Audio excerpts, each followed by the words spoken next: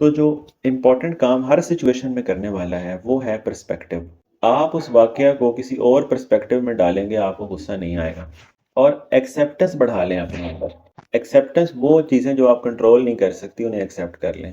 وہ جو بیت چکا ہے اسے ایکسیپٹ کر لیں. وہ جو اٹل ہے جس نے ہونا ہی ہونا ہے اسے ایکسیپٹ کر لیں. جیسے ہی آپ ایکسیپٹ کریں گی تو آپ خود کو سکون دیں گی. چھوڑ کے کوئی چلا گیا ہے اس بات کو جتنا جلدی کوئی ایکسیپٹ کرتا ہے اتنا جلدی اس درد سے آزاد ہو جاتا ہے. وہ جو محنت کے باوجود نتیجے نہیں آئے اس کو جتنا جلدی ایکسیپٹ کریں گے اتنا جلدی. ایون اپنے پاسٹ کو ایکسیپٹ کرنا ہوتا ہے، اون کرنا ہوتا ہے کہ یہ غلطیاں ہوئی، میں غلط تھا، یہ طریقہ میرا غلط تھا. اپنے آپ کو ریفلیکٹ کر کے امپروو کرنا ہے. جہاں دوسرے کی غلطی کی بات آئی، او بھائی میں نے معاف کیا، میں دوسرے کی غلطیوں کو بوجھ نہیں اٹھا سکتا. میں نے آزاد، اور ان آزاد سے مراد ہے کہ یہ ریزنٹمنٹ کیری کرنے کا کیا فائدہ، اینگر کو کیری کرنے کا کیا فائدہ، ہیٹریڈ کو کیری کرنے کا کیا فائدہ. تو بس وہ فرگیونیس کے سیشن سے کلیئر کر دیں. آپ کو ایک تھاٹ آ رہی ہے جو کہ ان ہیلدی ہے، تو آپ اس تھاٹ کو کسی اور تھاٹ سے ریپلیس کر لیں جو کہ ہیلدی ہے. آپ کی یاد رکھیں کہ جب وہ پہلا خیال آتا ہے وہ آ جاتا ہے اس نے برا کیا، پھر آپ خود سے کانشیسلی چوز کرتے ہیں what to think, how to respond.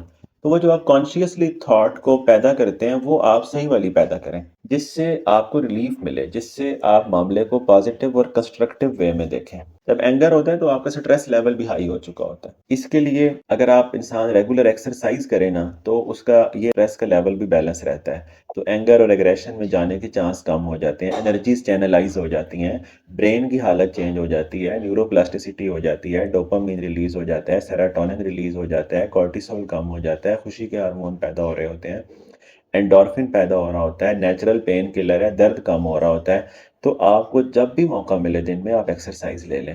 آپ کو پتہ چلے گا کہ آپ کی پوری باڈی کی انرجیز آرگنائز ہونے میں کتنی فیسیلیٹیشن ہوئی ہے. دوسرا، نیچر کے ساتھ ریکنیکٹ. اس وقت درختوں کو دیکھنا، پودوں کو دیکھنا، گرینری میں رہنا، اوپن پلیسز پہ جانا پوری باڈی کے اندر تبدیلیاں لے آتا ہے.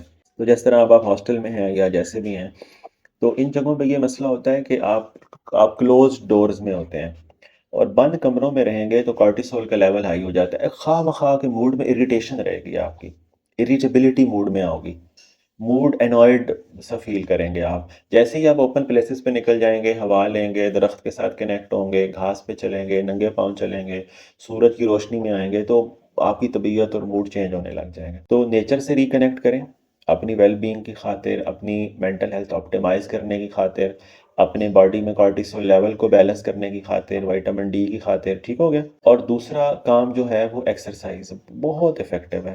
آپ کے بلیف سسٹم کے بعد اگر سب سے زیادہ افیکٹو چیز مجھے کوئی لگتی ہے تو وہ ایکسرسائز ہے. بلیف سسٹم سے میری مراد ہے پرسپیکٹو. رائٹ پرسپیکٹو میں چیزوں کو دیکھیں گے چیزیں فیل ہی نہیں ہوگی. جب ہمارا پیراڈائم اور پرسپیکٹو ادھورا ہوتا ہے تو اس میں چیزیں اور طرح نظر آتی ہیں. جب ہمارا پیراڈائم اور پرسپیکٹو ہیلدی ہوتا ہے تو چیزیں اور طرح نظر آتی ہیں. اب یہ جتنی باتیں میں نے بتائی اس میں یہ ہے کہ اسٹیمولس کو رسپونڈ آپ نے کانشیسلی کرنا ہے، ٹائم لینا ہے، فوری رسپونڈ نہیں کرنا.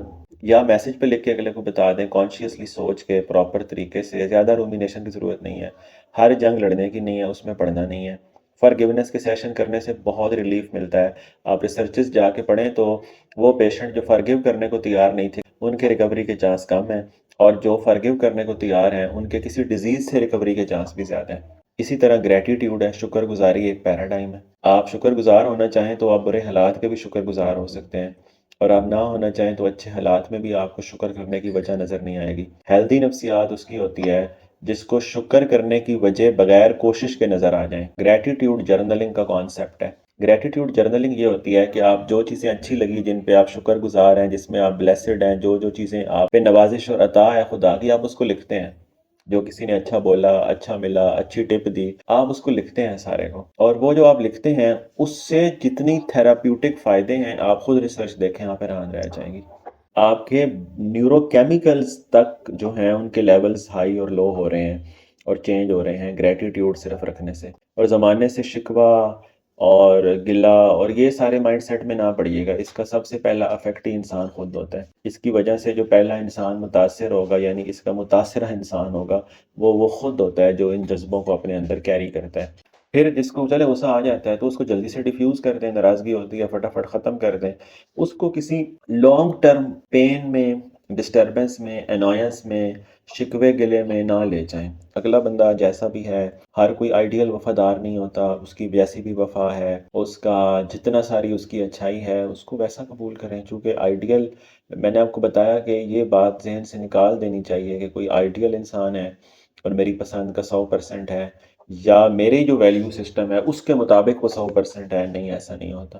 ہر کوئی ویلیو سسٹم ایک تو اس کا سیم ہوتا بھی نہیں ہے، دوسرا اس کے اکارڈنگ 100% رہ بھی نہیں سکتا۔